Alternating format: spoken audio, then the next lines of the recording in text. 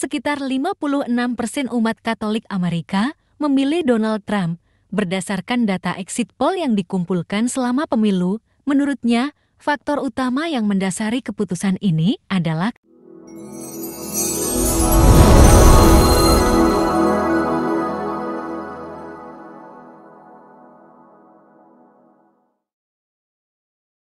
Halo sahabat-sahabat Katolik terkini. Kali ini, kita akan membahas topik menarik yang mungkin belum banyak diketahui orang, khususnya terkait pandangan Gereja Katolik di Amerika Serikat terhadap pemilu Presiden Amerika Serikat yang lalu. Apa yang menyebabkan sebagian besar umat Katolik memilih Donald Trump sebagai presiden? Untuk menjawab pertanyaan ini, kita akan mengulas wawancara Uskup Agung Timothy Broglio, Ketua Konferensi Wali Gereja Katolik Amerika Serikat USTCB, dengan Raymond Arroyo di program The World Over di saluran EWTN. Uskup Agung Broglio memaparkan beberapa faktor penting yang memengaruhi keputusan mayoritas umat Katolik dalam pemilu tersebut. Mari kita simak bersama. Dalam wawancara ini, Uskup Agung Broglio menjelaskan bahwa sekitar 56% umat Katolik Amerika memilih Donald Trump berdasarkan data exit poll yang dikumpulkan selama pemilu. Menurutnya, faktor utama yang mendasari keputusan ini adalah kekhawatiran tentang martabat manusia dan ketidakstabilan ekonomi. Banyak umat Katolik yang merasa bahwa nilai-nilai yang ditawarkan oleh Trump lebih sejalan dengan ajaran gereja, terutama dalam hal menghargai kehidupan dan mendukung prinsip-prinsip pro-kehidupan. Menurut Broglio, umat Katolik sangat memprioritaskan martabat manusia, mulai dari awal kehidupan sampai kematian alami. Nilai ini tidak hanya mencakup penentangan terhadap aborsi, tetapi juga mencakup sikap penghormatan terhadap kehidupan manusia dalam segala aspeknya. Mereka merasa Trump lebih mendukung prinsip-prinsip ini dibanding kandidat lainnya, khususnya dalam mempertahankan kehidupan sejak pembuahan yang dianggap selaras dengan ajaran Gereja Katolik. Di samping martabat manusia, Uskup Agung Broglio menyoroti isu kebebasan hati nurani yang menjadi perbedaan penting antara Trump dan lawan politiknya, Kamala Harris. Menurut Broglio, Harris dikenal dengan sikapnya yang mendukung hak aborsi tanpa pengecualian. Bahkan menjadikan isu tersebut sebagai tema utama dalam kampanyenya. Hal ini, menurut Broglio, memberikan kesan kepada umat Katolik bahwa Harris kurang memberi ruang bagi kebebasan hati nurani yang sangat dijunjung tinggi oleh gereja. Bagi Gereja Katolik, aborsi merupakan isu yang sangat serius karena dianggap sebagai tindakan yang bertentangan dengan ajaran dasar tentang kehidupan. Uskup Agung Broglio menyebut bahwa kebijakan Trump dalam hal ini lebih memberikan kebebasan berkeyakinan dan hati nurani. Sehingga banyak umat Katolik merasa lebih nyaman memilih Trump yang dinilai lebih sesuai dengan prinsip-prinsip mereka.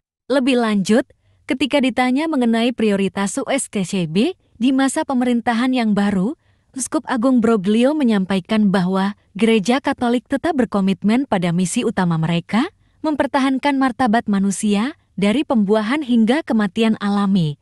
Ini adalah perhatian utama para uskup. Tegasnya, gereja ingin memastikan bahwa setiap individu diperlakukan dengan hormat dan mendapatkan kesempatan untuk hidup yang bermartabat. Selain isu kehidupan, Broglio juga menekankan bahwa Gereja Katolik berkomitmen untuk membantu kaum miskin dan tunawisma. Meskipun Amerika dikenal sebagai negara yang maju, banyak kota besar di Amerika Serikat menghadapi masalah serius dengan meningkatnya jumlah tunawisma. USTCB ingin memberikan perhatian penuh pada masalah ini, baik melalui program-program amal maupun inisiatif yang ditujukan untuk mengatasi akar masalah kemiskinan di berbagai komunitas. Gereja berharap pemerintahan baru bisa memberikan dukungan bagi program-program ini. Tidak hanya di dalam negeri, Broglio juga membahas perhatian USTCB pada isu migrasi dan stabilitas perbatasan. Uskup Agung Broglio menyampaikan pentingnya reformasi kebijakan migrasi yang lebih tertib dan legal, agar dapat menciptakan stabilitas di perbatasan dan mengurangi ketegangan di berbagai daerah. Ia berharap dengan adanya reformasi, masalah migrasi bisa diselesaikan dengan lebih efektif dan para migran bisa memperoleh hak yang sesuai dengan aturan hukum. Menurut Broglio, USK Shibi mengakui bahwa migrasi adalah isu yang kompleks dan seringkali menimbulkan perdebatan. Namun, gereja berpegang pada prinsip bahwa setiap individu, termasuk para migran, harus diperlakukan dengan martabat dan keadilan. USK Shibi terus mendorong reformasi kebijakan migrasi yang lebih manusiawi yang sejalan dengan ajaran gereja. Broglio juga mengomentari dukungan Trump terhadap layanan fertilisasi in vitro IVF yang sempat menuai perhatian. Gereja Katolik memiliki pandangan khusus tentang teknologi reproduksi buatan seperti layanan fertilisasi in vitro, yang dianggap bertentangan dengan prinsip-prinsip gereja karena mengabaikan konsep reproduksi alami dalam konteks hubungan suami istri.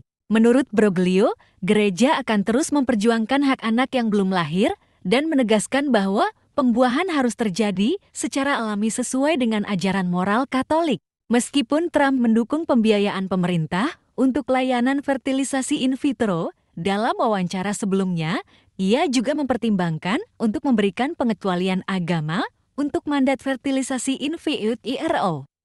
Broglio berharap bahwa pemerintah yang baru akan menghormati pandangan dan ajaran gereja terkait reproduksi dan tetap membuka ruang untuk diskusi yang sehat tentang hal ini. Melalui wawancara ini, Uskup Agung Broglio memberikan gambaran yang jelas tentang faktor-faktor utama yang membuat umat Katolik memilih Trump dalam pemilu lalu.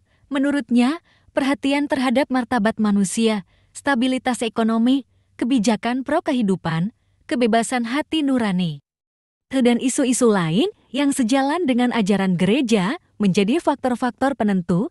Umat Katolik berharap agar nilai-nilai ini terus diperjuangkan oleh para pemimpin di masa mendatang. USK Shibi sendiri tetap berkomitmen untuk mendampingi pemerintah dalam memperjuangkan isu-isu yang menjadi perhatian utama gereja, seperti martabat manusia, perlindungan kaum miskin, reformasi migrasi, serta kebebasan hati nurani.